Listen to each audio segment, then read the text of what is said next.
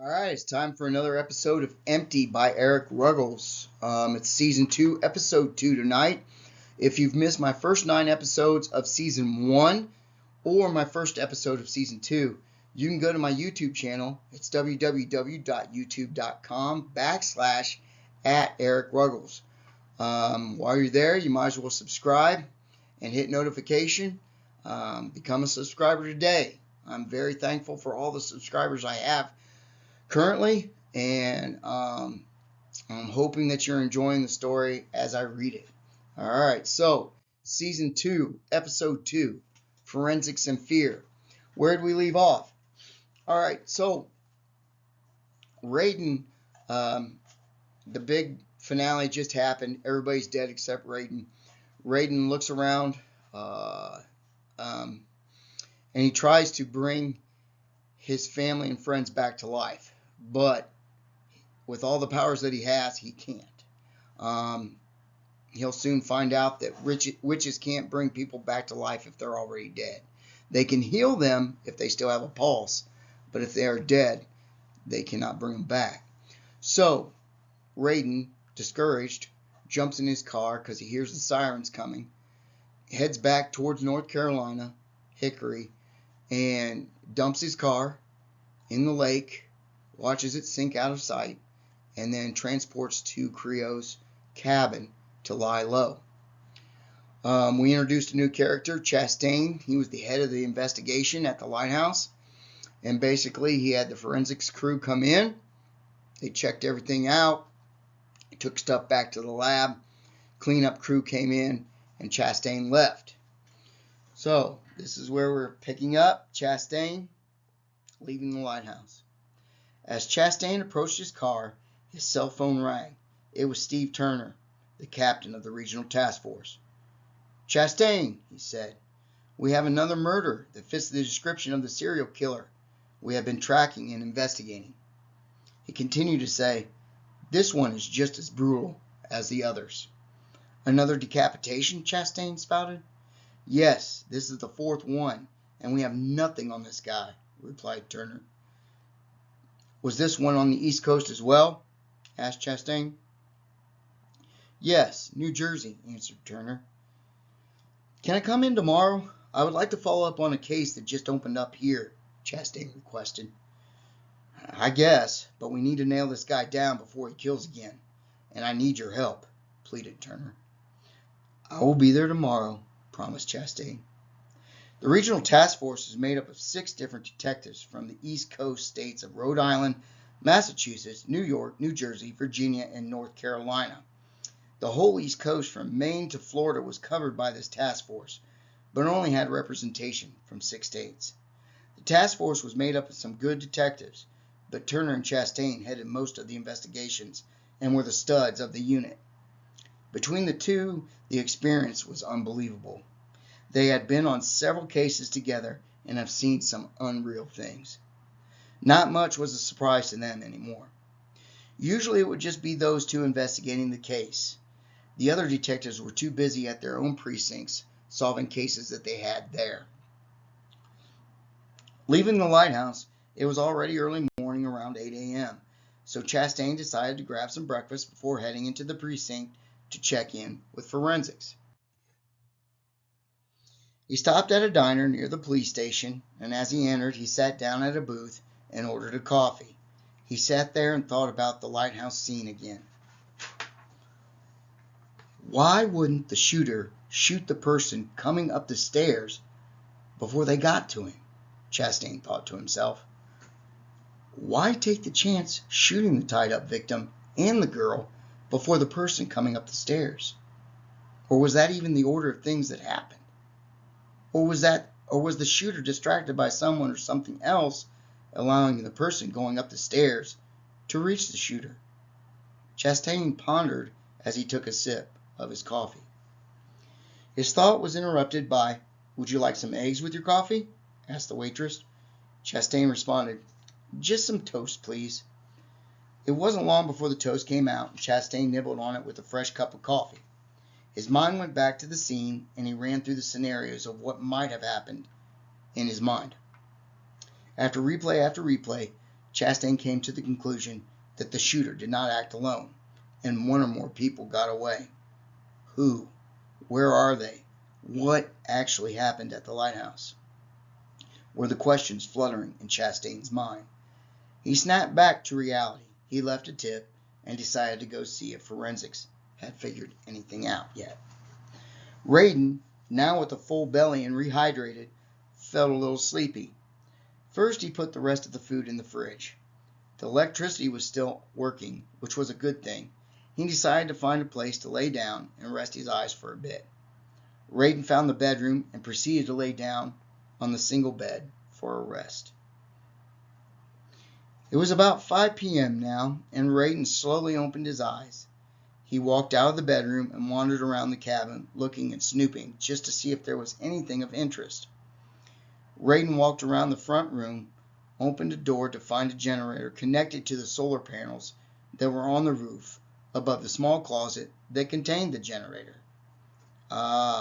Again, Kierion was smart. No power bill.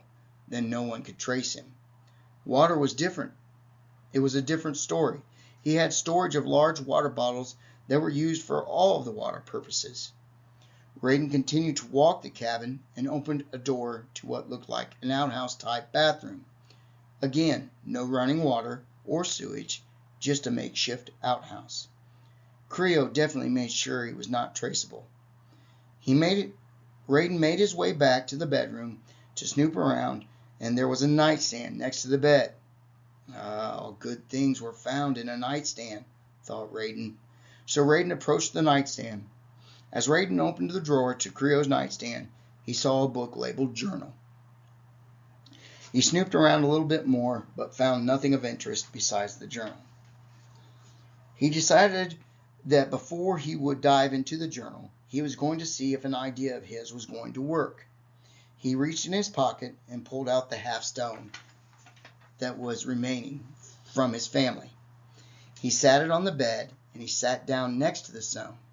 He spoke the words, "Secret stone of Ipswich, show me the powers that I may obtain." And there he was in the middle of a cave, like the first time with his dad, except this time there was no dad, and there were no words on the wall, lit up. That was what it was like at the first time. So when he was there to choose the powers, the first time, the words were lit up on the walls. Even with his glowing half of a magic stone, the cave was dark, and he needed some more light. So he got out of the cave and came back to reality and looked around for a flashlight. He ended up finding one in a drawer near the kitchen sink. So Rayden grabbed the flashlight and decided to go back to the bed and try the cave of powers again. He sat down on the bed with the stone and chanted the words again. As he chanted the words, the room turned into the cave once more. This time he took the flashlight and he turned it on. When the light flashed on, he could see the words written on the cave walls. And he remembered that the first time he was there with his father, the words were glowing on the wall of all the powers that he could choose from. And once he chose the power, the word would no longer glow on the wall, and that is how he knew he had that power. This time, he turned the flashlight off, and there were no words glowing on the walls of the cave. So he turned the flashlight back on, and he saw the words written on the walls of the cave. None of them were glowing. He had to use the flashlight to see them. This meant he had all the powers that were listed on the walls of the cave of powers. Rayden was in shock of all the powers that were listed on the wall when he shined the flashlight. Powers such as regenerating, putting people in a trance and spells, invisibility, transporting, energy bolts, and the list went on and on. He realized he had all of them, and that he would need to learn how to control them and to use them. Needless to say, he was excited to start trying out his new powers. Chastain walked into the forensic lab, and the technicians were just finishing up the research and were able to come up with some results.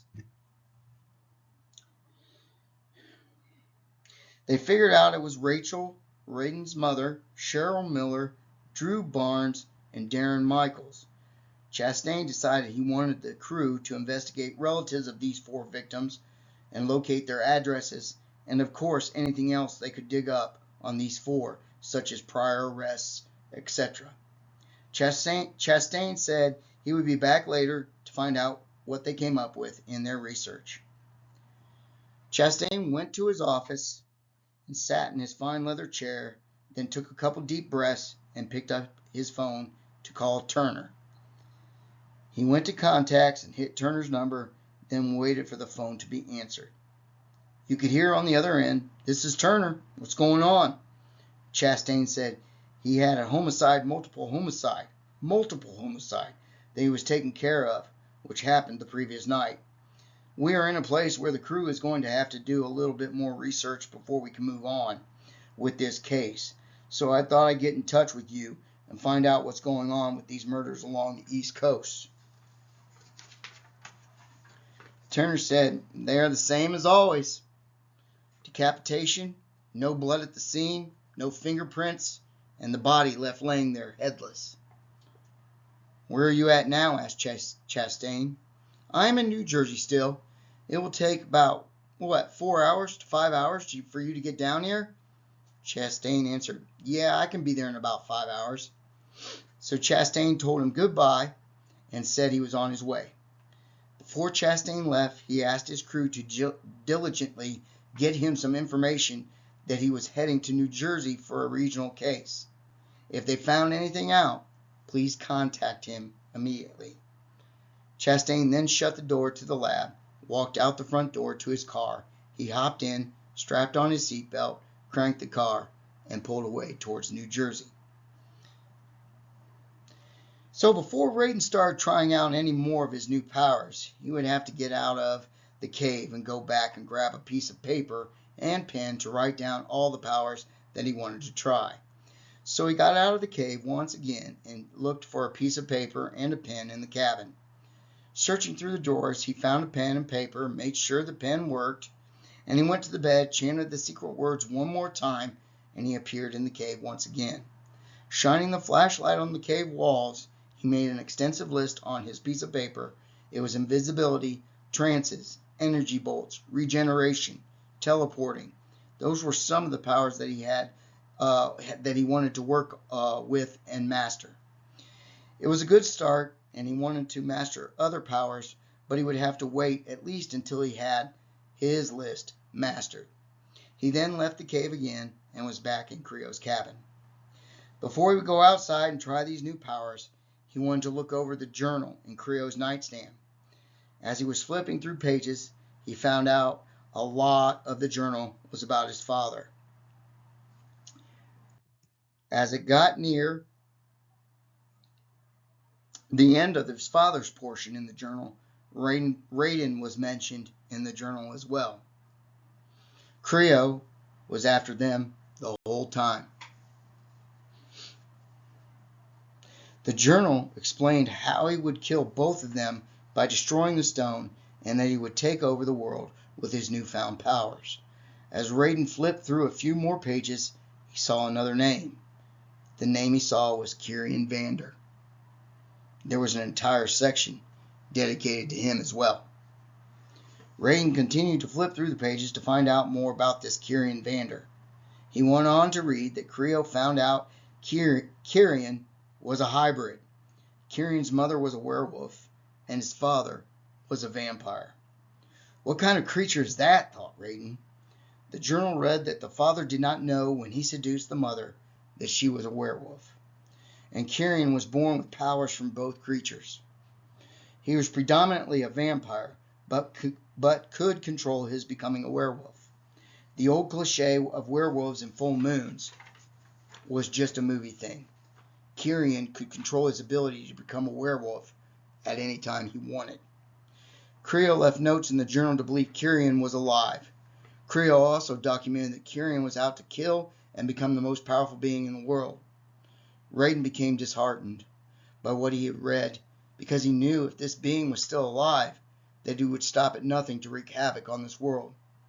And Rayden knew if Kierion found out about him, that he would come after him to rid the world of any being that could stop him from from controlling the world.